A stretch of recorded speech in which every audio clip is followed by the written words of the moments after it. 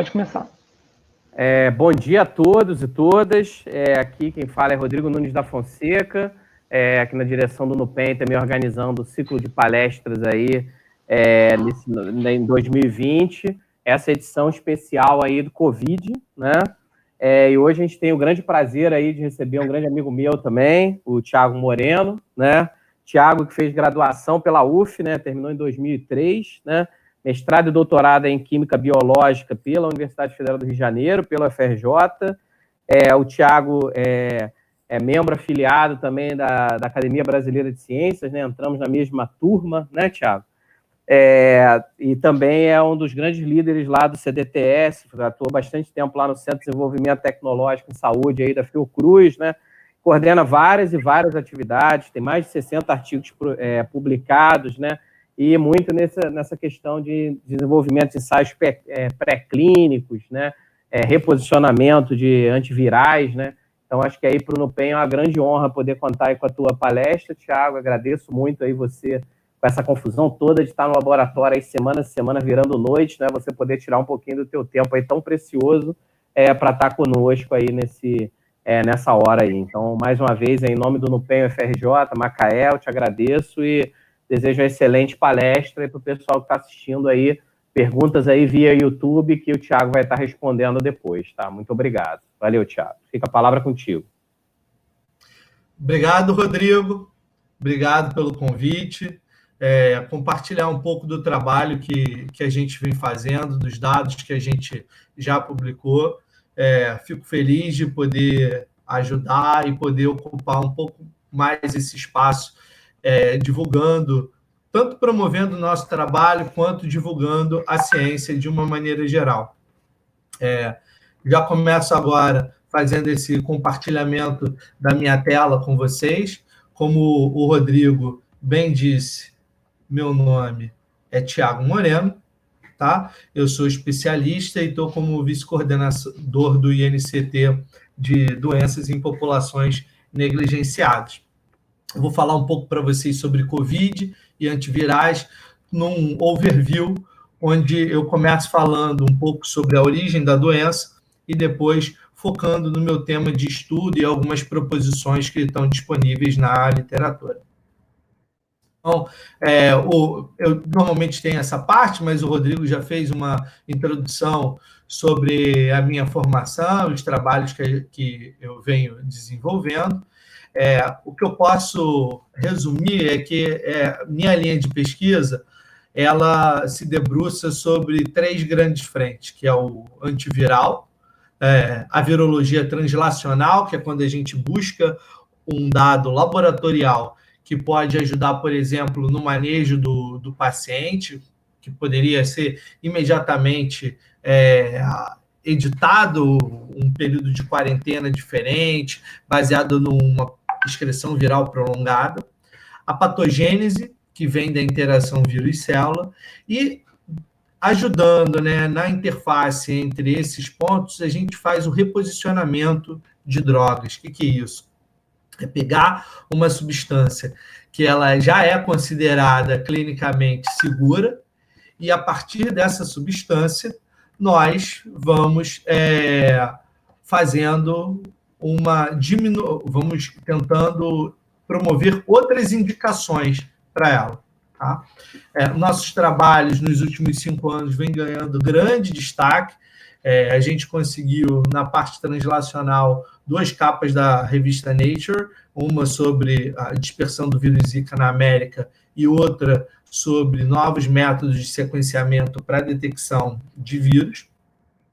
E os nossos trabalhos de reposicionamento, eles começaram a acontecer de uma maneira mais intensa em função do surto de Zika.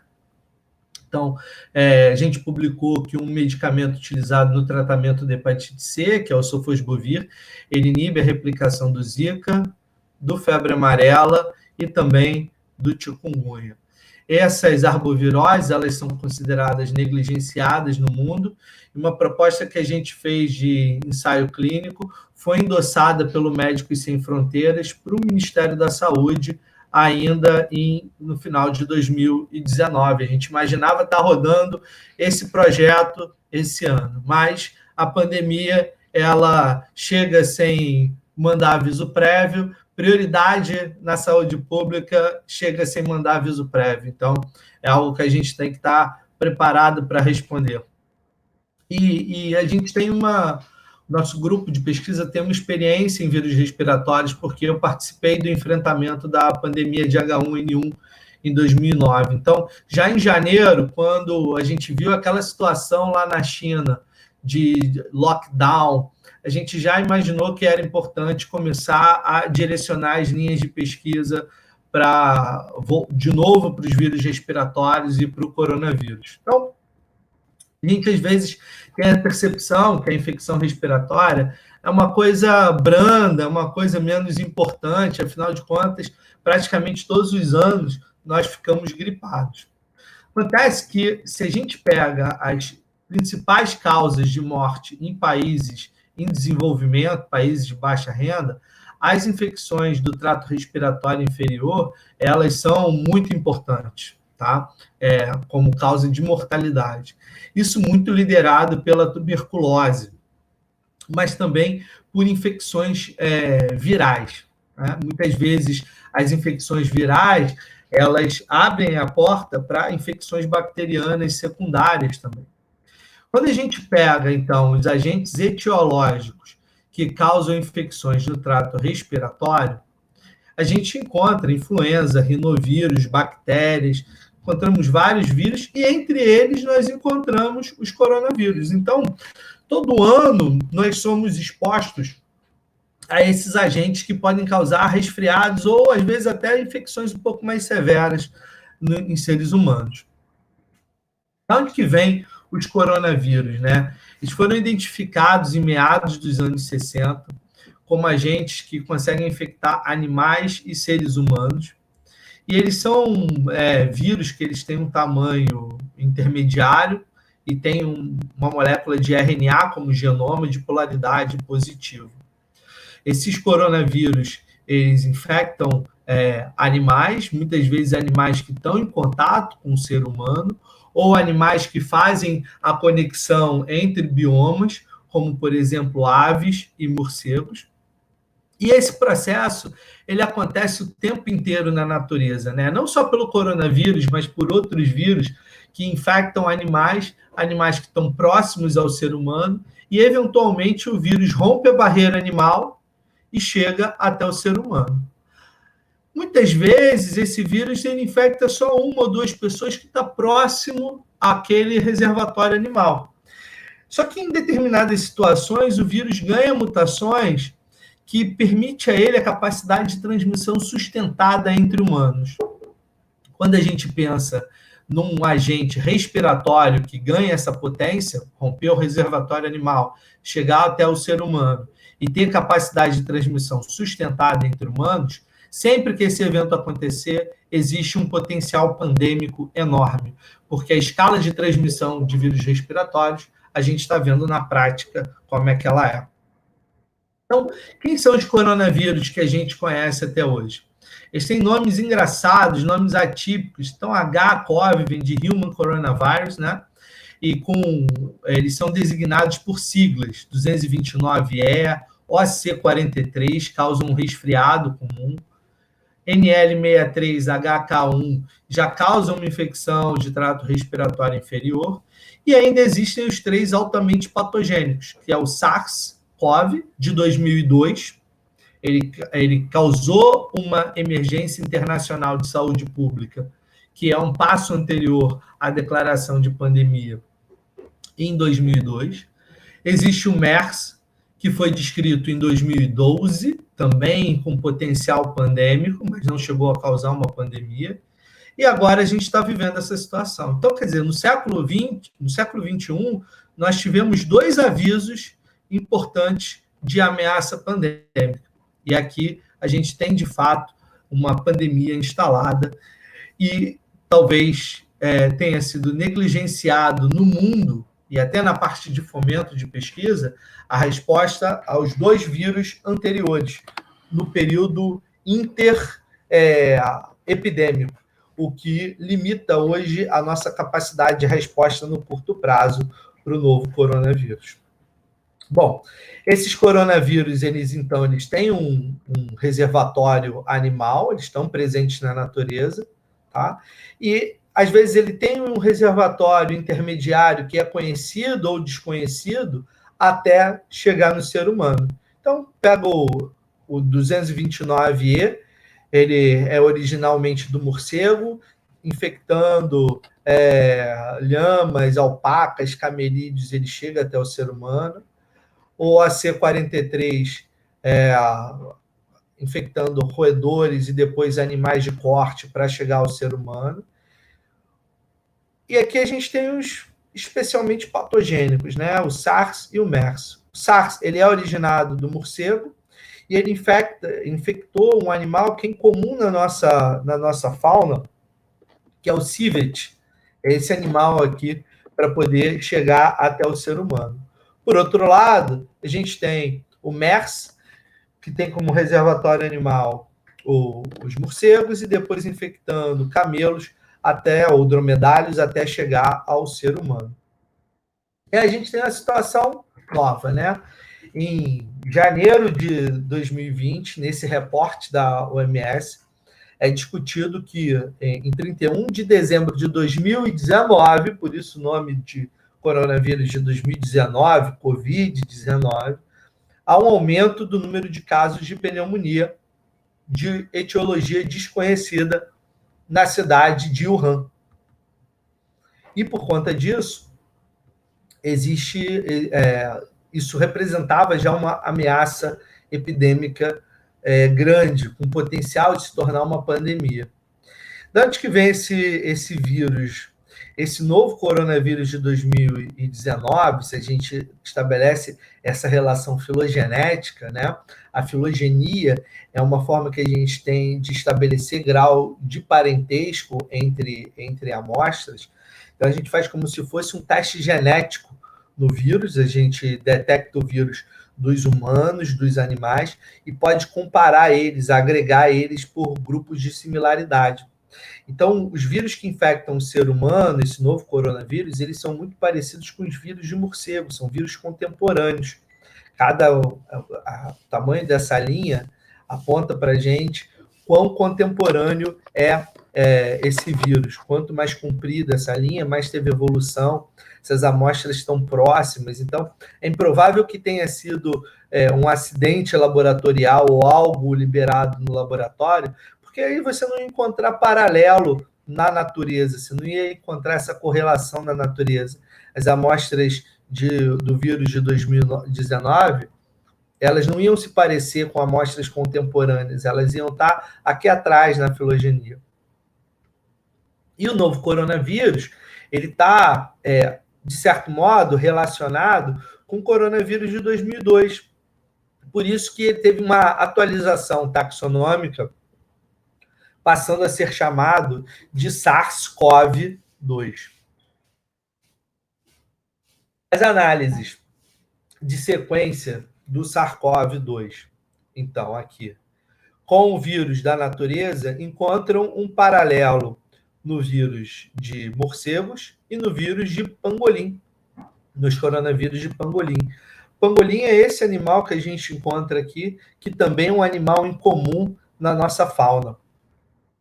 E daí vem a noção de que esses animais, a fonte do surto teria sido um mercado de animais vivos na cidade de Wuhan. E aí tem muita discussão, né, e memes, e fica no imaginário coletivo aquela coisa, comer um morcego. Pensa comigo, não é uma gastroenterite, não é uma verminose que está na carne que a gente vai absorver comendo aquela carne. O que acontece é que no mercado de animais vivos, todos esses animais e os seres humanos estão respirando o mesmo ar.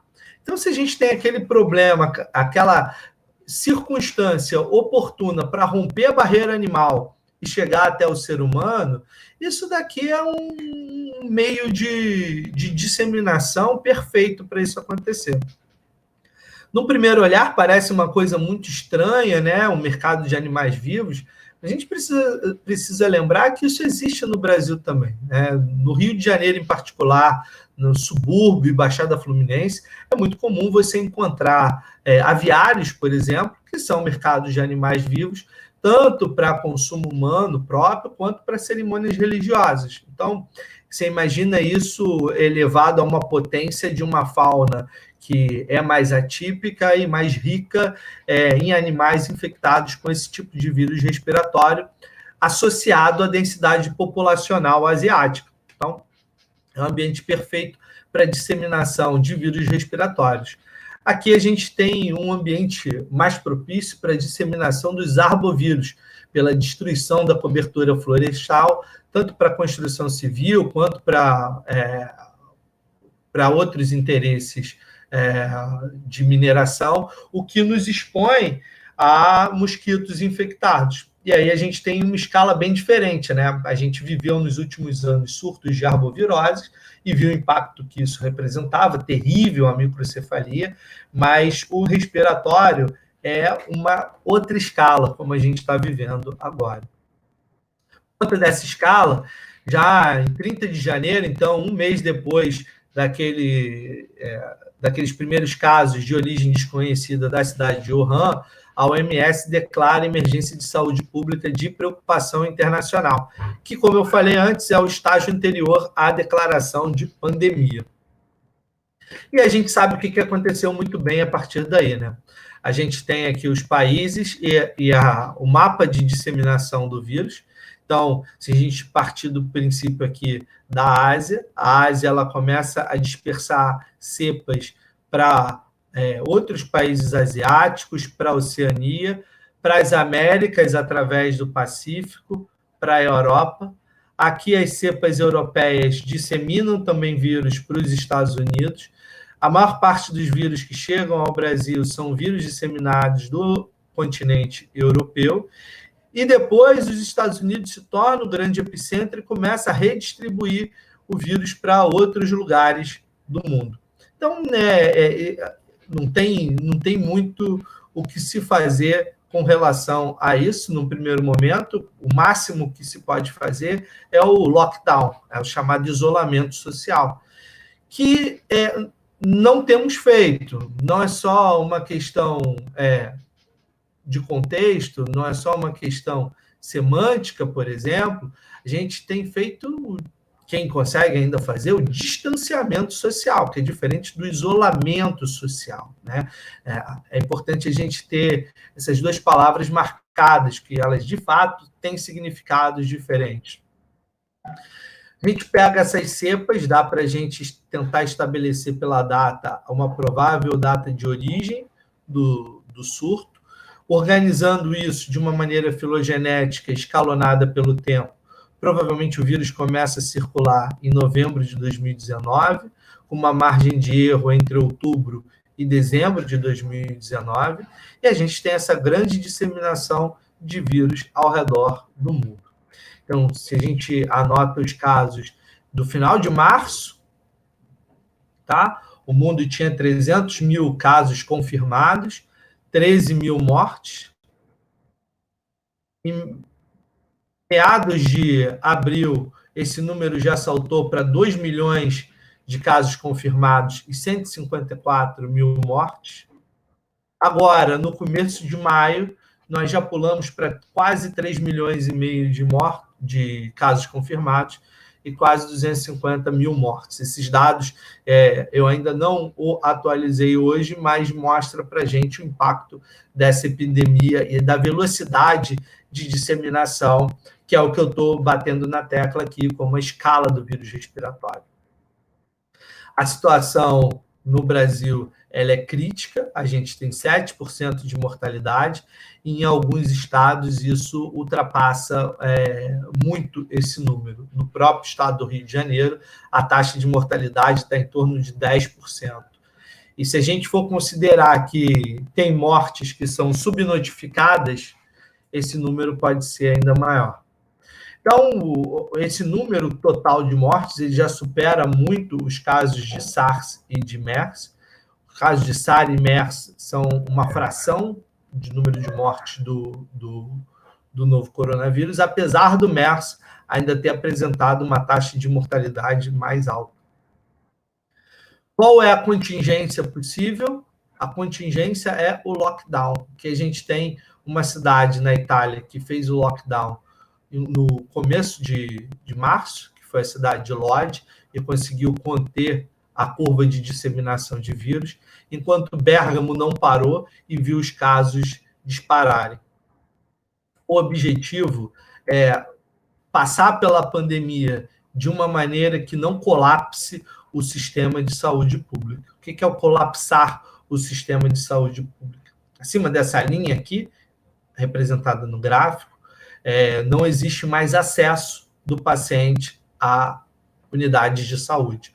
Então, ele pode ter plano, decisão judicial, pode ter tudo favorável para ele ter acesso a medicamento, tratamento, hospitalização, mas não tem vaga para ele poder entrar. Então, se a gente deixa a pandemia correr solta, a gente vai ver um grande pico, isso encurta o espaço de tempo, mas é uma coisa que vai ser sofrida, vai levar ao maior número de mortes, enquanto que a ideia do distanciamento social é achatar essa curva de disseminação, e é óbvio que com isso você vai viver essa situação mais angustiante por mais tempo, mas isso permite uma ocupação das unidades de saúde de uma maneira mais adequada. Nós estamos numa situação intermediária, algo assim. Quem é o agente etiológico dessa doença? É o coronavírus. Ele tem essa estrutura, que representada esquematicamente pode ser designada pela glicoproteína spike na superfície, a nucleoproteína, né, protegendo o RNA viral, uma proteína associada à membrana plasmática e uma proteína de envelope, tá, pentamérica, aqui como um canal transmembrano. O vírus, o SARS-CoV-2, ele infecta as células através do receptor chamado ACE2, que é o receptor da enzima conversora de angiotensina isoforma 2. Tá? Aqui, ó, esse receptor. Ele é importante para o controle da pressão arterial pelo sistema renina-angiotensina-aldosterona. Voltando no ciclo replicativo, esse vírus é endocitado. Existe um processo complexo de fabricação de vários RNAs virais. Ele é um vírus grande, para os vírus de RNA, tem cerca de 30 mil pares de bases, e ele vai codificar uma série de proteínas com diferentes funções estruturais e não estruturais. Eu destacaria para vocês a protease do vírus e a RNA polimerase, que têm sido os principais alvos da ação de drogas. Esse vírus ele vai provocar uma infecção do trato respiratório superior, ele pode se inferiorizar no trato respiratório, atuando sobre as células que vão revestir o alvéolo e, sobretudo, essa célula daqui, ó, o pneumócito tipo 2. Esse é o principal alvo que é destruído na infecção viral. E essa célula é a célula produtora de surfactante tipo C. Esse surfactante é ele que permite que o pulmão tenha mais complacência, né? Dá a elasticidade que a gente percebe a olho nu ao fazer uma inspiração ou uma expiração mais profunda.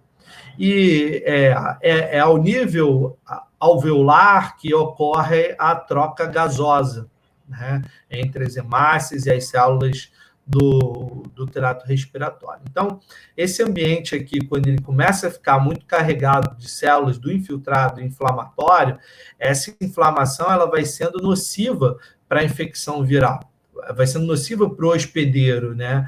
E isso vai levando a depósitos de fibras, vai perdendo função respiratória, exacerbando a inflamação, e isso vai destruindo o tecido, recrutando cascatas de coagulação. Então, isso mostra bem a tríade do paciente com Covid. Ele tem uma fase inicial virêmico, uma fase intermediária com uma tempestade de citocinas, um quadro parecido com uma sepse, seguido de distúrbios generalizados de coagulação sanguínea pelo tipo de destruição tecidual que acontece, pela intensidade de destruição tecidual. Existem alguns fatores de riscos, que eles já foram mapeados lá em Wuhan, então, idades mais avançadas, elas estão associadas com a mortalidade, assim como doenças pré-existentes, doenças coronarianas, por exemplo.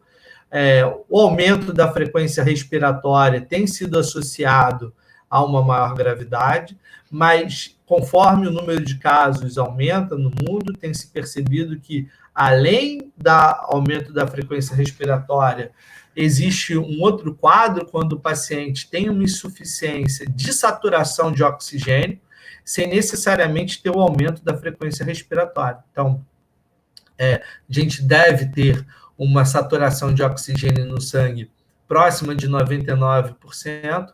Às vezes, silenciosamente, essa saturação de oxigênio cai no paciente com COVID grave para níveis abaixo de 90%, que já apresentam risco iminente de morte. Alguns tratamentos eles acabaram sendo associados a uma maior taxa de mortalidade, né, com o corticosteroide. A necessidade de oxigenação é mais comum no paciente que está evoluindo para formas graves, ou até a diálise. Então, você começa a ter uma falência geral múltipla dos órgãos, não necessariamente por uma replicação ativa, mas por um quadro de sepse. Então, uma das formas de responder, uma necessidade óbvia diante desse quadro, é a necessidade de medicação, né?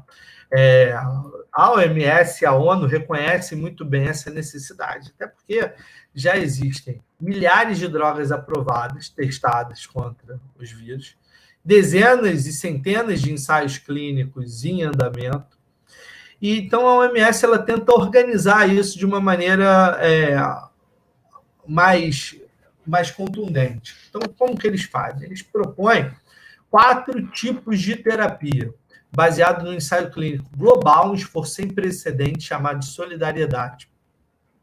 Essas terapias são o lopinavir, que é um inibidor da protease do HIV.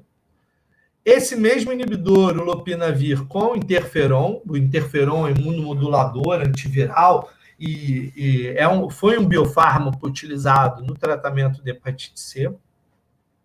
O remdesivir, que é um medicamento desenvolvido contra o vírus Ebola e é um inibidor de RNA polimerase viral, e a cloroquina, que é um inibidor de entrada de vírus, imunomodulador e um antimalárico conhecido. Então, essa é a proposta da OMS. De certo modo, é uma proposta precoce, como necessidade de resposta, e é um pouco derivado daquela sensação que a gente precisa trocar os 4 pneus do carro com o carro em movimento. Então, aqui tem 4 steps para poder funcionar nesse possível pneu de carro, que é o que a gente está vivendo. Lopina com interferon, remdesivir e cloroquina. Inibição da protease, né? Então, os estudos lá com lopinavir e ritonavir, eles mostram que esses medicamentos, eles isoladamente apresentam uma potência ruim, esses valores são altos, para ele inibir a replicação viral, ele precisa de altas doses. Quando você associa os dois, você consegue uma diminuição, mas de qualquer maneira não é um efeito específico, mas é aquela coisa, você precisa de oferecer propostas para ver se isso consegue evoluir. Quando a gente pega animais infectados com o coronavírus, tratados com o coronavírus, no caso o MERS, né? Tratados com lopinavir, com baixas doses de interferon, com altas doses de interferon ou com interferon sozinho, a gente pode perceber nitidamente que, baseado, por exemplo, na replicação viral nos pulmões, que o tratamento com lopina e ritona foi melhor, né, do que quando eu começo a colocar interferon ou mesmo interferon sozinho. Isso se reflete também na mudança de peso desses animais.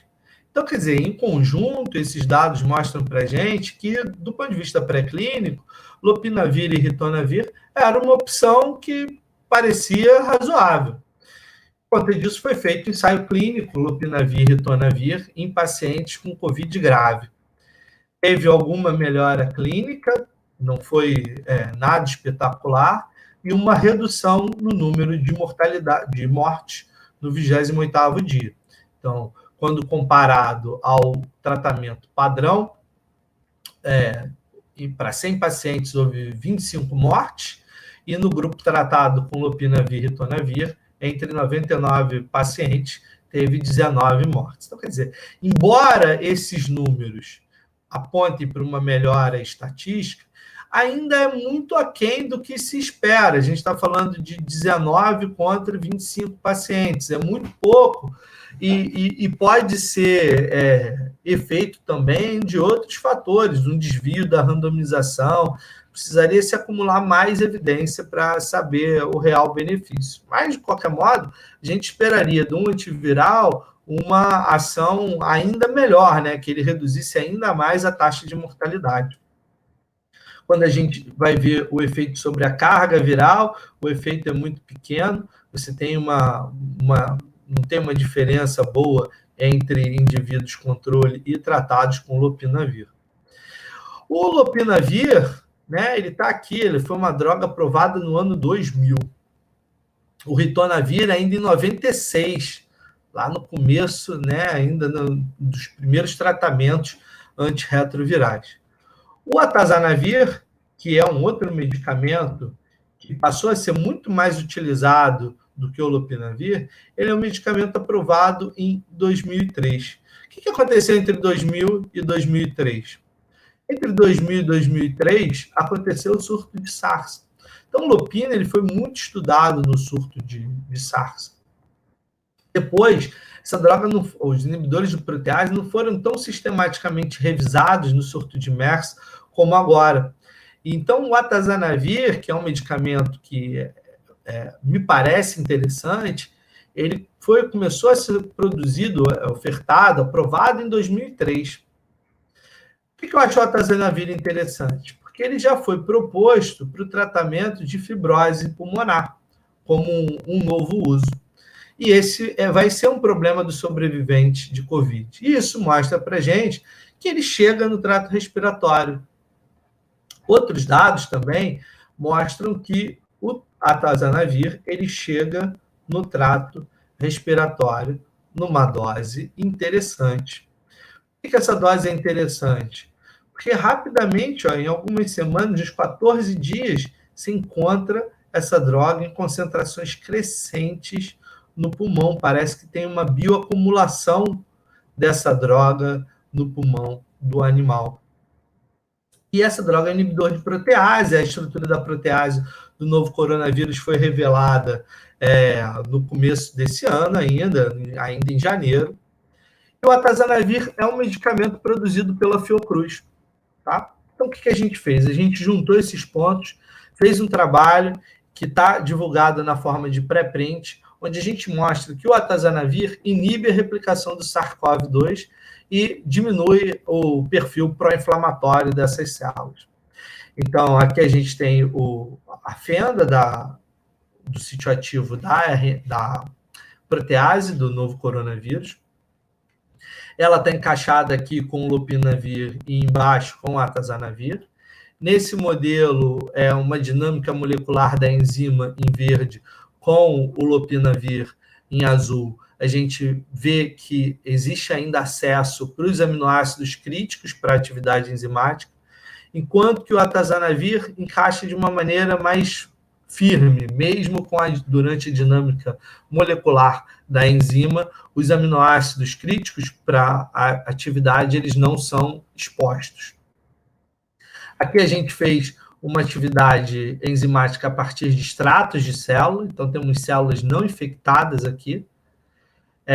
Observamos a atividade de alguma protease celular nessa faixa de peso. Quando a gente coloca o inibidor de proteases celulares, essa banda desaparece, essa é uma banda de atividade. Na presença de atazanavir e de ritonavir, não vimos essa atividade para a célula não infectada.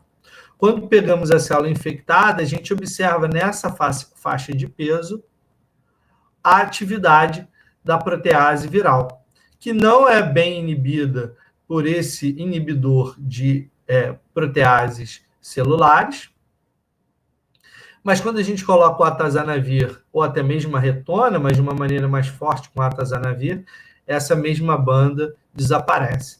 Então, existe uma atividade importante do atazanavir que a gente foi confirmar em células.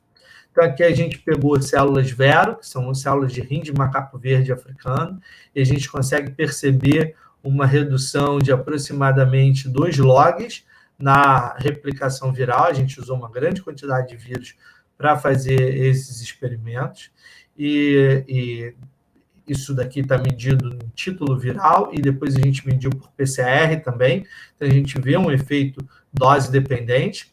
E o atazanavir sozinho, atazanavir cloroquina, atazanavir ritona, eles se comportaram de uma maneira tão eficiente quanto a cloroquina, que é in vitro, nessa etapa laboratorial do estudo, até razoável.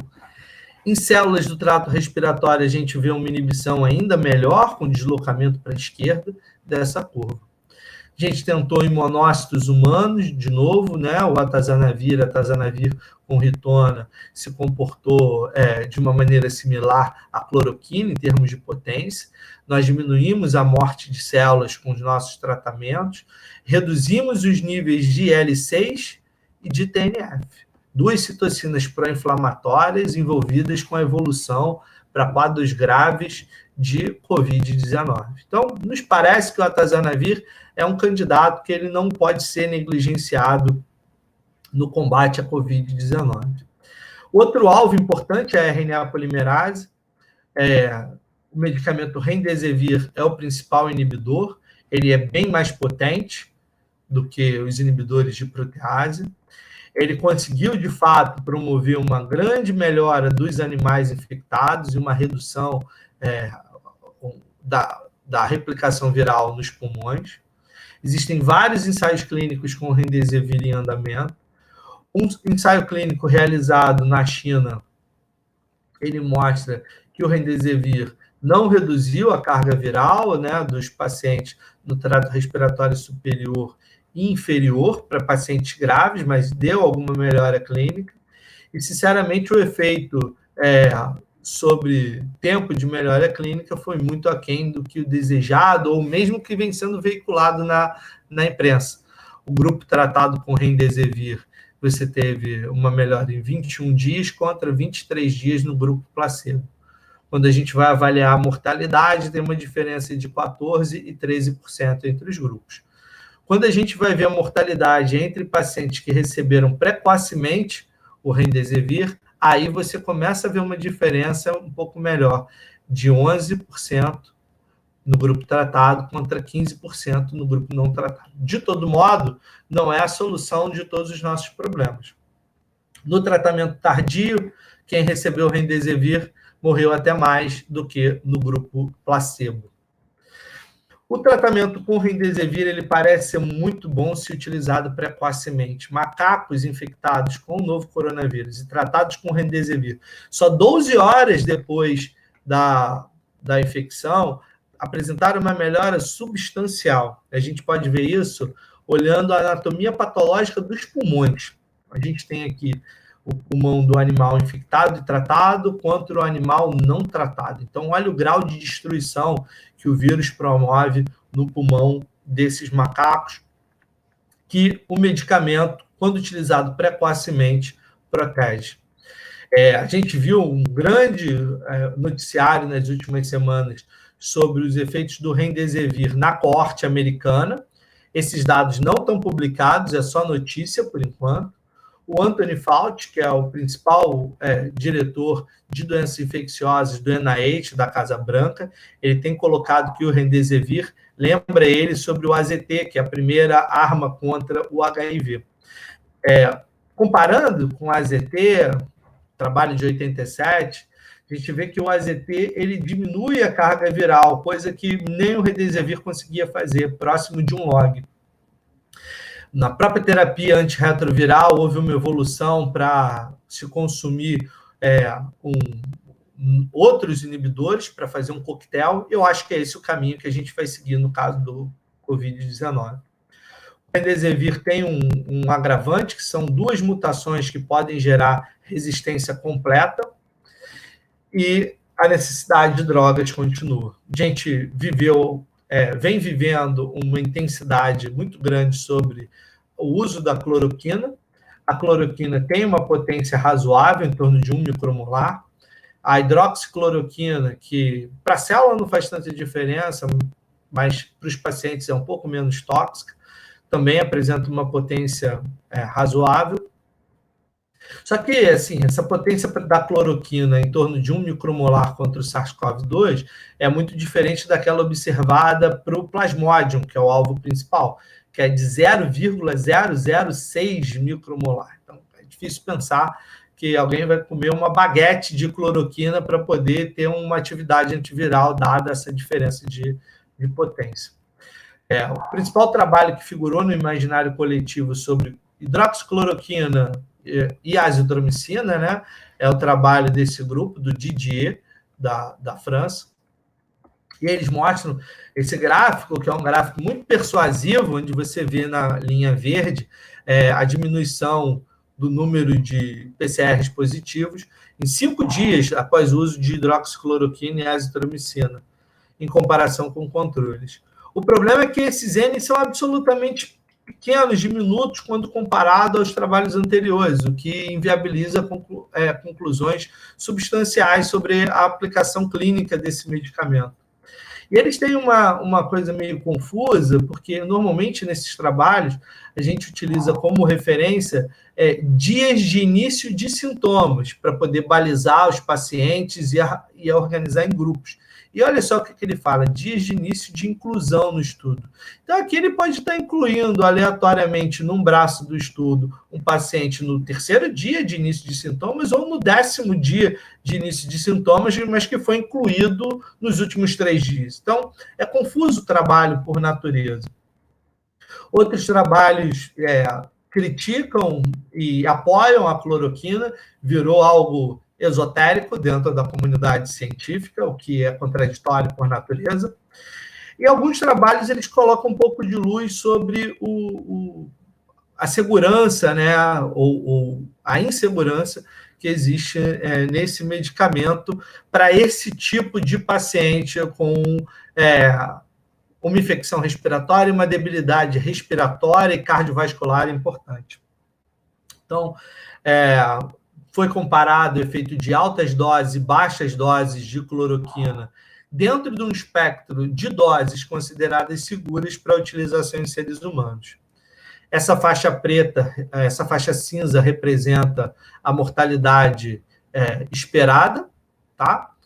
Entre pacientes totais e pacientes em terapia intensiva, e o que a gente observa é que quando o paciente toma uma alta dose de cloroquina, a mortalidade é até maior do que a mortalidade esperada sem tratamento.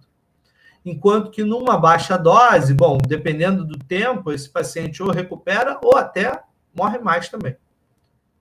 Outros trabalhos têm mostrado, de novo, o uso da hidroxicloroquina nos Estados Unidos.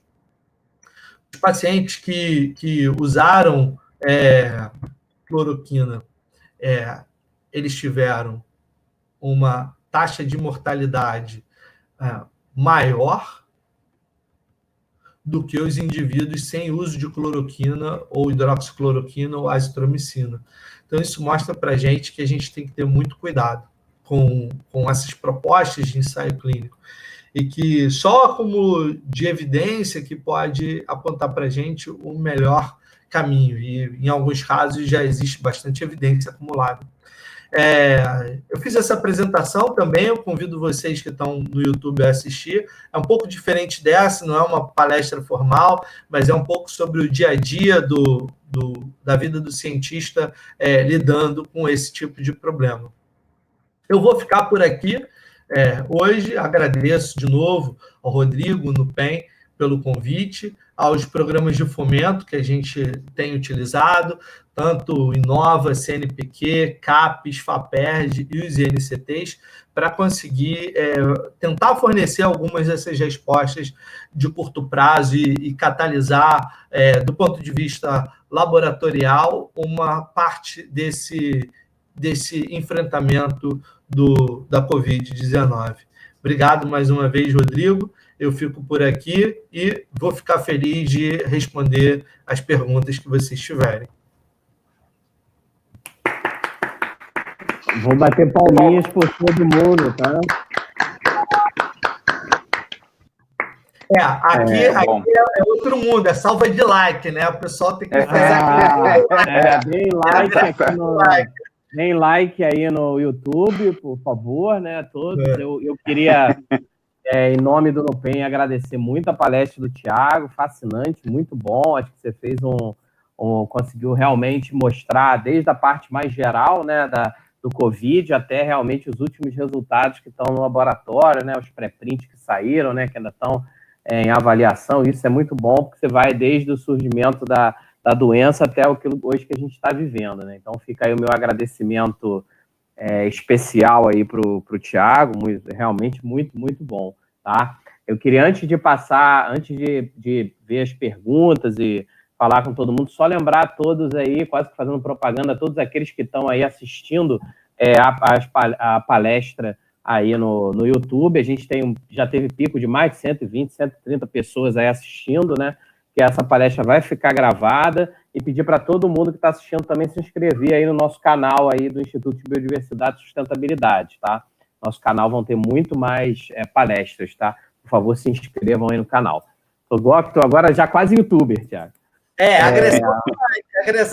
Agressão no like, né? Colocar bastante like no canal.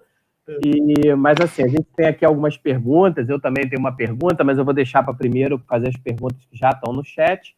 A pergunta da professora Glaucia Valadares, né? Beto também, Jorge, depois podem fazer perguntas, né? Professora Glaucia Valadares, nitazoxanida e antiplaquetários no início da infecção já foram recusados como terapêutica, porque o primeiro na forma grave, sim, o segundo entra no tratamento? Você tem alguma notícia disso? Você conhece os compostos? Assim? Então, o primeiro composto que ela falou é o princípio ativo do medicamento Anita, tá? O vermífugo, tá? Então vamos falar numa visão top-down, né? Do macro para o micro. A gente tem alguns antivermífugos ou outros medicamentos que eles também apresentam algum efeito in vitro. Se ele vai apresentar efeito in vivo em animais infectados, e isso vai legitimar a utilização de uma maneira mais segura em humano, é outro papo. Então, repara que a cloroquina, ela pulou do in vitro para o humano, e a gente está vendo o risco que isso representou. Mais pessoas morreram com o uso de cloroquina. Então, acho que por mais que seja um reposicionamento de moléculas aprovadas, de testar a eficácia em vivo, minimamente, para a gente conseguir avançar de uma maneira segura. Eu não gosto de trabalhar com esse tipo de produto, vermífugo. Eu não gosto. Respeito quem trabalha, mas eu não gosto. Eu prefiro trabalhar com medicação de uso contínuo, que aí, reposicionando para uma arbovirose ou para essa infecção aguda, a utilização ela é menor. Então, um paciente HIV positivo, ele toma atazanavir por 20 anos. Pensar que um paciente com Covid vai tomar uma medicação dessas por 14 dias, por 15 dias, provavelmente você vai ter menos efeito colateral até do que o esperado. Enquanto que o vermífugo a gente faz uso desse tipo de medicação, às vezes, uma vez por ano, a gente toma um dia intervalado por 15 dias. Qual a dose que a gente vai precisar dar para esse paciente? Tá? Vai tomar por 15 dias? Até no caso do princípio da Anita, até existe uma prescrição para rotavírus de uso por 14 dias, mas não é um indivíduo que está com insuficiência respiratória, não é um indivíduo que está entubado. Então, a segurança para esse paciente, ela vai precisar ser avaliada. Eu confesso que eu sou cético com relação à evolução desse tipo de medicamento no tratamento da Covid. Se eu realmente acreditasse nisso, eu estava trabalhando com isso agora, porque está exatamente dentro da proposta do que a gente está fazendo. O anticoagulante, tem muitos anticoagulantes aí importantes, e essa é uma manifestação mais tardia da doença, esse distúrbio da coagulação. Eu acho que para o paciente que ele está evoluindo para a forma grave, o anticoagulante, ele de fato é muito importante. Se ele vai ter atividade antiviral e a sua utilização precoce, eu acho também que pode representar mais risco do que benefício, porque a gente está falando de indivíduos que 80% vão ser assintomáticos, tá? Só que 10% vão evoluir para formas mais graves. E 5% do total vai morrer. E em alguns lugares, até uma quantidade maior vai morrer. Então, eu acho que precede a discussão da intervenção precoce o entendimento de sinais de alarme e marcadores de gravidade, para saber quem tratar precocemente. Então, na pandemia de 2009, a gente viu que o tratamento com oseltamivir, eu participei de um estudo global que mostrou que quanto mais precoce, melhor o tratamento com oseltamivir, o anti-influenza, e que, ainda que tardiamente, era melhor tratar do que não tratar.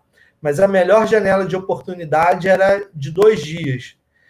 Hoje, o guideline para prescrição de oseltamivir para o indivíduo com influenza é sinais de alarme, então, idoso, obeso, com influenza, dispineico, ele vai tomar precocemente o oseltamivir. Então, eu acho que a gente precisa, que é aquela figura de linguagem, né, de trocar o pneu do carro com o carro em movimento. Então, a gente está, ao mesmo tempo que está propondo terapia, a gente está entendendo a doença.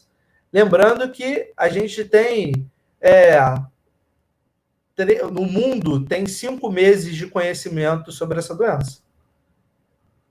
E a gente menos ainda. Então, eu não tenho dúvida que a ciência vai entregar respostas e vai entregar o melhor cronograma de antiviral, anti-inflamatório, anticoagulante. Eu não tenho dúvidas disso. Só que isso leva tempo.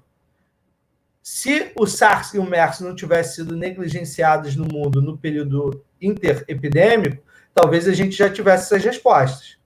Como a gente não tem, e é natural que leve um tempo para essas respostas chegarem, o isolamento social, uso de máscara, é o que a gente pode fazer para se prevenir, até a gente entender como que vai ser esse manejo das pessoas, da sociedade e, propriamente dito, do indivíduo infectado.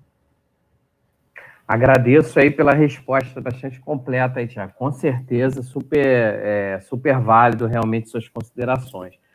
Temos uma segunda pergunta aqui do professor Carlos Logulo, né? Você avaliou apenas a protease do vírus, por que não olhou outros alvos? Pensando nisso, outras proteínas ligadoras de cisteína, por exemplo, ligadora não, com cisteínas expostas, por exemplo, né? Pergunta do Carlos. Assim, o ideal é fazer uma análise unbiased, né? Uma análise não enviesada de todos os produtos que existam pelos melhores métodos, triar contra todos os alvos. Isso é o mundo ideal. A minha perspectiva pessoal foi a seguinte, de novo usando a mesma figura de linguagem, trocando o pneu do carro com o carro em movimento. Será que dá para oferecer mais um step, caso um desses falhe?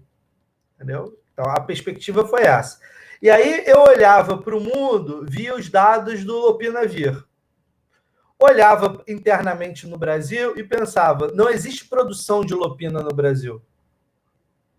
E assim, para mim já estava claro que essa guerra que está acontecendo com os respiradores ia acontecer. E se encontrar algum medicamento de fato muito bom, essa guerra vai acontecer com o medicamento também. Então, a gente direcionou o nosso esforço de pesquisa para o mesmo alvo do Lopina, mas com um medicamento em produção no Brasil, que é o atazanavir, tomando por base o alvo que já existia, a protease, e pegando o racional da sua biodisponibilidade no trato respiratório. Então, a gente agregou isso para poder, em 21 dias, esse trabalho foi feito em 21 dias, desde a entrada do coronavírus no Brasil, no Rio de Janeiro. A gente isolou o vírus, começou a fazer os experimentos e foi embora. Agora, eu acho que outros alvos devem ser olhados. O meu alvo favorito é sempre a polimerase. A minha formação é em polimerases virais. Então, a gente já está migrando algumas pesquisas para análogos nucleosídeos, nucleotídeos, buscando moléculas inovadoras também, porque a minha percepção é que todo reposicionamento ele vai ser um pouco capenga. O reposicionamento é aquela coisa, você quer comprar um carro italiano, idealmente você compraria uma Ferrari, mas como você não tem poder aquisitivo para isso, você se contenta com Fiat. Entendeu? Então, esse é o reposicionamento. Eu acho que a gente vai precisar ter um estudo grande das enzimas do vírus, da pesquisa básica, modelar em cima dos HITs para gerar compostos líderes que possam atacar especificamente a enzima. O que eu vejo como execuível da minha parte do meu grupo é aprofundar em outras moléculas que inibam a protease e aprofundar na polimerase viral. É isso que eu pelo menos, o meu grupo, a gente se vê fazendo nos próximos meses, quiçá anos.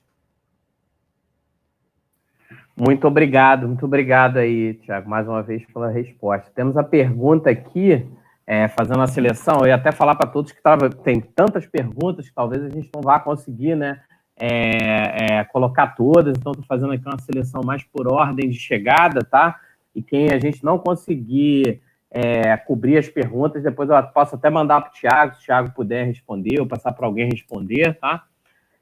Então, a pergunta 3 seria, hoje, qual o tratamento medicamentoso que está sendo aplicado aos pacientes com Covid aqui no país? Pensa que tem sido eficaz ou outras propostas, então, seriam interessantes? Qual o tratamento? Isso, qual o tratamento que está sendo feito no Brasil? O Brasil, ele tem, a Fiocruz em particular, ela tem, parte do Solidariedade, esse estudo clínico global que eu apresentei para vocês, e existem já centenas de ensaios clínicos em andamento no Brasil, com vários medicamentos, cloroquina, com os antivermífugos, com outras drogas inovadoras que estão chegando também, que está fora um pouco do radar do imaginário coletivo. Tem dezenas de ensaios clínicos em andamento. Inclusive ensaios clínicos com não antivirais, com anti-inflamatórios. Agora, listar cada um deles, eu diria que os principais são ainda, né? Porque, conversando com os clínicos, né, a gente tem conversado bastante para pensar a possibilidade da evolução do atazanavir para ensaios clínicos. Então, o que a gente observa, o feedback que a gente tem recebido é engraçado, porque quando você pega um ensaio clínico desses, intervencionista, você precisa de uma análise interina. Então, conforme você vai recrutando os pacientes, é necessário uma análise intermediária para saber, puxa o freio de mão e paro de incluir, porque isso representa algum risco, ou dou seguimento no braço do estudo. E idealmente, esses estudos eles devem ter uma quantidade grande de pacientes. Com fase 3, vai ter uns 600 pacientes incluídos. E aí foi engraçado uma conversa umas semanas atrás, onde um clínico falou para a gente, olha, eu estou incluindo 20 pacientes por dia. Quando eu fui fazer a análise interina, que eu percebi que já tinham 400 pacientes incluídos. Então, qual o ponto que eu quero chegar? Por essa característica e pela evolução lenta da doença, 7 dias de incubação, 1 2 semanas para aumentar a gravidade, 2 semanas de intubação, o que vai começar a sair de publicação de ensaio clínico no Brasil é com as medicações que estavam no imaginário coletivo há 5 semanas atrás. Então, daqui a pouco a gente vai começar a ver mais trabalhos saindo com cloroquina, diferentes escalas de uso, azitromicina, antibióticos. Vai ver vários ensaios clínicos dessa natureza sendo publicados.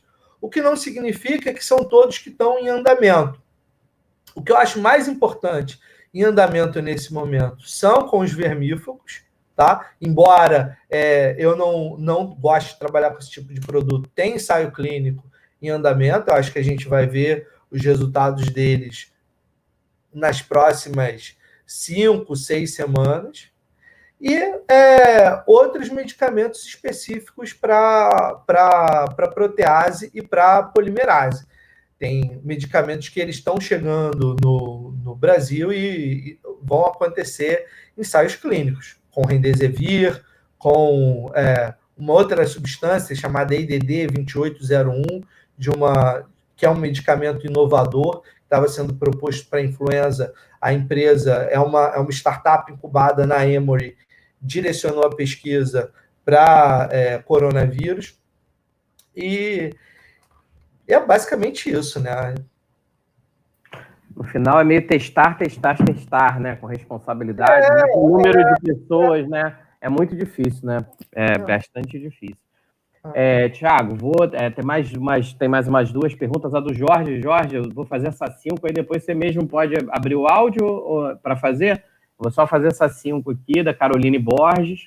Está sendo utilizado o Tamiflu, né, antes da confirmação do Covid, devido aos sintomas, sendo esse um tratamento, você até falou um pouquinho disso, né, para H1N1. Tem algum estudo redirecionando o Tamiflu aí para o tratamento da Covid? Então, a gente tem que pensar, né, o médico que está prescrevendo isso, o que ele quer? Normalmente ele não está conversando isso com o paciente. Eu tenho recebido bastante esse tipo de pergunta, até de pessoas conhecidas. O Tamiflu, ele é contra a influenza. O SARS-1, o de 2002, que é muito parecido com esse vírus, foi testado para Tamiflu e não funcionou. Na China foi feito ensaio clínico com o novo coronavírus e Tamiflu, também não teve boa eficácia. Qual é a conclusão dessa minha conversa? A conclusão é que a gente deve ter cautela interpretando as coisas. Por quê? De repente, a preocupação do clínico que está prescrevendo isso é porque ele está vendo que na unidade dele, além dos casos de corona, está tendo casos de H1N1. E ele está querendo prevenir com a infecção, que poderia aumentar a gravidade. Então, essa é uma possibilidade. Uma é, de fato, ele está preso num guideline antigo, entendeu? Então, que era o guideline lá da pandemia de 2009. Então, é um problema de formação e aderência ao guideline, ou é uma visão baseada na epidemiologia local? É difícil responder sem ter todos os dados, sem saber o caso por completo. Agora, eficácia do Tamiflu, que é oseltamivir, o nome do princípio ativo, contra o novo coronavírus, isso não tem. Mas é muito comum você prescrever antiviral e antibiótico para infecções respiratórias, para prevenir infecções bacterianas secundárias. A pandemia de 1918, tá? A maior parte das mortes não é causada pelo H1N1 em si, é causada por infecção bacteriana secundária. Lembra que essa era é uma era pré-antibiótico. Então, a simples existência da antibiótico terapia já diminui a mortalidade associada a infecções virais primárias, mas que secundariamente são pneumonias bacterianas, porque o vírus destruiu o revestimento, destruiu as barreiras e a própria flora invadiu secundariamente e provocou uma sepse, por exemplo. Muito obrigado, Thiago. Acho que aí, Jorge, quer fazer sua pergunta aí? O Jorge que também está ao vivo, Jorge Beto. Jorge, fica à vontade.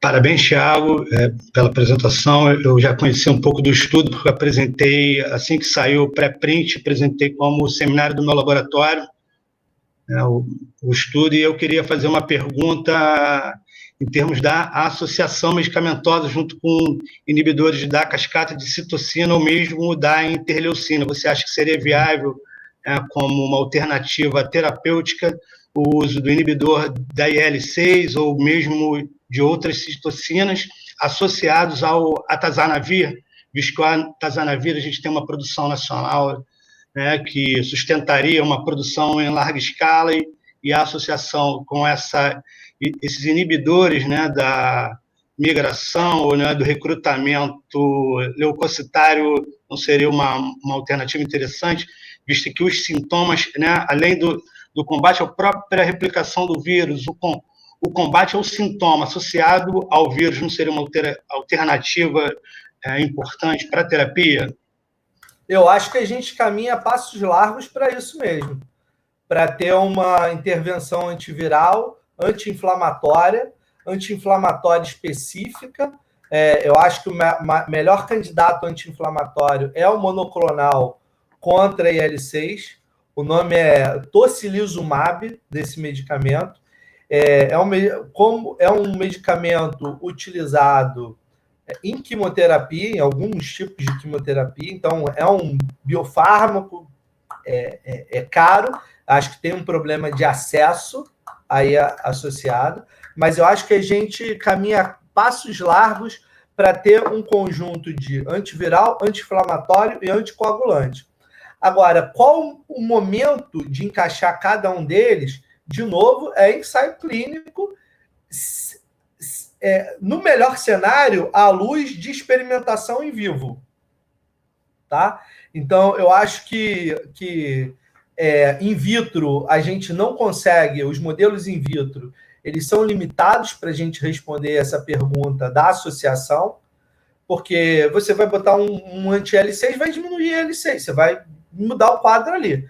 Mas qual a temporalidade, quais são as janelas de oportunidade, só o experimento em vivo, pré-clínico, é que vai poder te ajudar nisso daí. E aí é um desafio brasileiro a ausência de NB3 de experimentação animal na maior parte das universidades e institutos de pesquisa.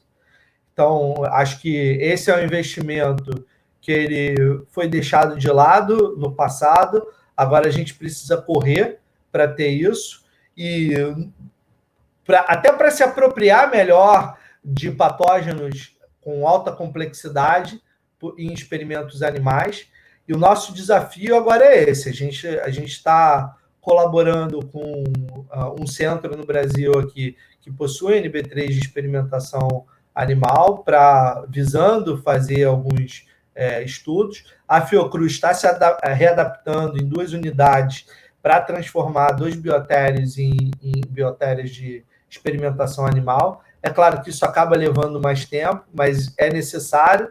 E eu acho que só a experimentação em vivo é que vai ajudar a gente a responder qual é a melhor combinação e qual a temporalidade dessa combinação.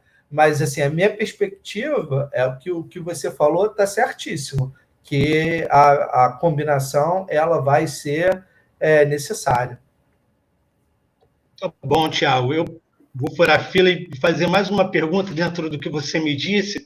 Você sabe se há estudos, né, da associação, por exemplo, da heparina, desse anticorpo inibidor da IL-6 e mais o atazanavir? Vocês têm ideia de investir, visto que você falou, né, o combate, digamos, em 3 frentes, né? A coagulação, né, a inflamação e a replicação viral, o vírus em si. Essa é uma perspectiva do grupo de vocês? Não, nesse momento, eu acho que a gente tem um desafio. Assim, eu sou super foco no foco, sabe? Então, eu acho que o nosso desafio agora é fazer os experimentos em vivo, mostrar que, de fato, o atazanavir ele tem uma eficácia em animais infectados. A gente está fazendo uma parte de farmacocinética importante para demonstrar qual é a farmacocinética do estado estacionário no pulmão do animal, e daí estabelecer uma ideia de janela de oportunidade para intervenção. Então, a gente está super focado nisso. De uma perspectiva mais ampla, os pacientes que eles têm um valor de dedímero alto, o dedímero ele é um marcador da fibrinólise, então isso é um indicativo de que há muito processo de coagulação e reciclagem desse trombo no organismo. Eles têm isso é um mau prognóstico, então significa que ele tem um grau de lesão tecidual muito grande. Essa lesão, você imagina ela acontecendo ao nível alveolar, vai impactar a hematose, vai impactar a troca gasosa. Além disso, esses trombos disseminados, eles vão entupir microvasculatura capilar, e aí a gente vê esses quadros de infarto, de AVC. Então, muitos centros médicos têm optado por fazer heparina de baixo peso molecular para todos os pacientes que entram no CTI. Tá? Então, dedímero, se eu não me engano, dedímero acima de 1.000 ou de 3.000, acho que tem centros utilizando de uma maneira diferente, já são utilizados. O tocilizumab, eu acredito que a utilização dele no Brasil seja raríssima, em outros centros é importante. Tem que entender qual é o melhor anticoagulante. Eu acho que a doença associada à coagulação ela tem que ser melhor compreendida, porque talvez a boa e velha aspirina possa ajudar, dependendo do gatilho. Eu acho que a gente precisa entender a fisiopatologia para entender os gatilhos e entender qual é a melhor medicação. Agora, entendo que o mundo, como eu vejo hoje, vai caminhar nesse sentido. Agora, eu acho que não de todos os medicamentos de uma vez. Eu acho que, até para evitar efeito colateral, como eu estou enxergando hoje, pode ser que o entendimento semana que vem seja diferente, o conhecimento ele é acumulado muito rapidamente, é que precocemente o ideal seria um antiviral seguro. Se não segurar e acontecer evolução para uma tempestade de citocinas, anti-inflamatório, quase que concomitantemente com o controle da coagulação. Acho que esse manejo ele vai ficar mais esclarecido nos próximos meses, entendeu? Tem muita medicação que é considerada eficaz para controle da inflamação e da coagulação. Antiviral é mais difícil, porque, de novo, como eu falei, o reposicionamento, você não tem algo que é perfeito ali. Você não vai encontrar nada perfeito no reposicionamento de moléculas antivirais.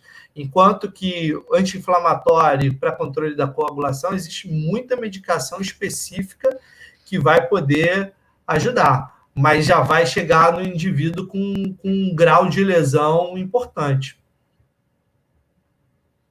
Muito bom aí, Thiago. Excelente também tuas considerações. Eu ia falar para a gente, de repente, fazer aqui a última pergunta, até para o Thiago, né?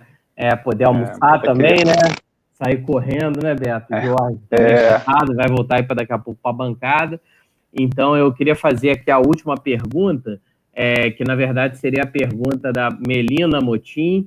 Parabéns pela palestra, Thiago. Na sua opinião, vale a pena investir em inibidor de polimerase, como Remdesivir, Sofosbuvir, já que o vírus tem uma exonuclease que revisa a inclusão de nucleosídeos? Então, essa é uma ótima pergunta, né? Essa é uma ótima pergunta.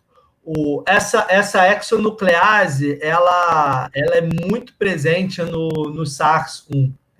O nome dela, o código dela é NSP14, o nome. A polimerase é NSP12.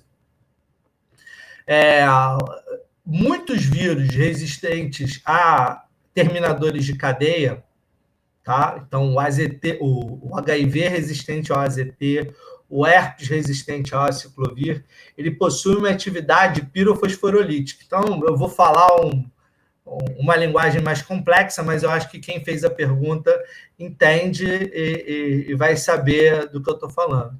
Então, nessas enzimas virais resistentes a terminadores de cadeia, essa atividade pirofosforolítica tira 2 fosfatos do ATP celular, reacopla esse fosfato no terminador de cadeia, desfazendo a ligação fosfodiéster e liberando a unidade 3-nitroxila do nucleotídeo anterior.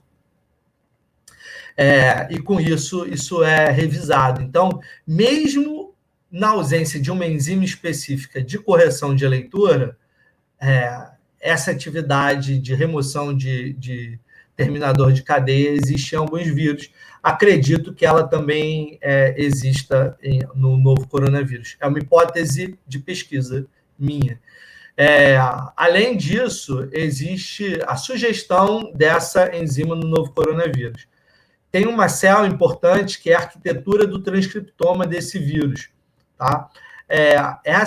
Esse transcrito de NSP14 não foi identificado nesse trabalho. Então, se ele não existe na abundância que outros transcritos, ou se essa atividade está incorporada na própria RNA polimerase, é uma outra questão. Agora, o que eu acho que a gente caminha para coquetéis, como eu acho que a gente caminha para coquetéis, mesmo antivirais, acho que inibir protease, inibir polimerase, deixar esse vírus para ter um fitness capenga, é o caminho.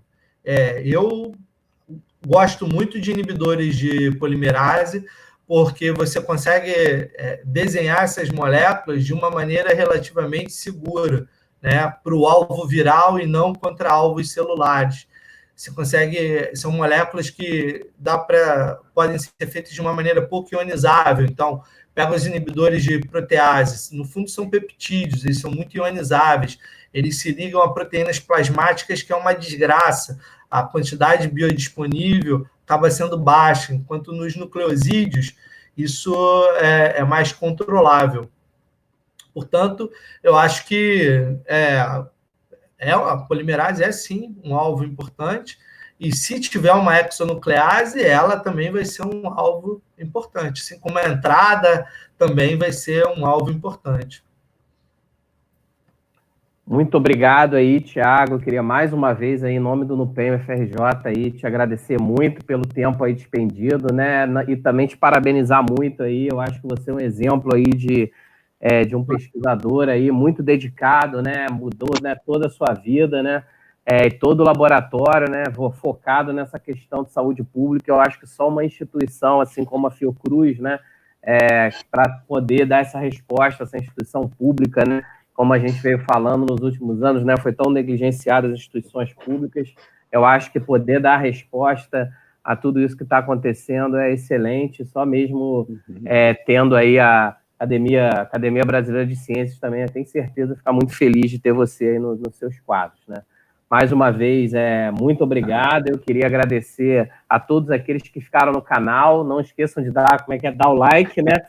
Tem o like. Aí, ó, você tem aqui no chat, ó.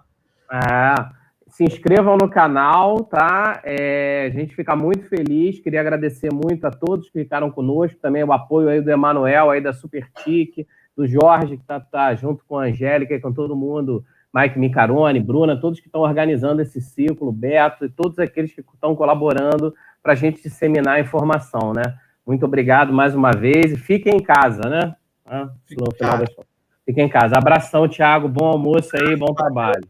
Muito bom trabalho, Thiago. Parabéns aí pela excelente apresentação, cara. Valeu. Satisfação. Um abraço. Tchau.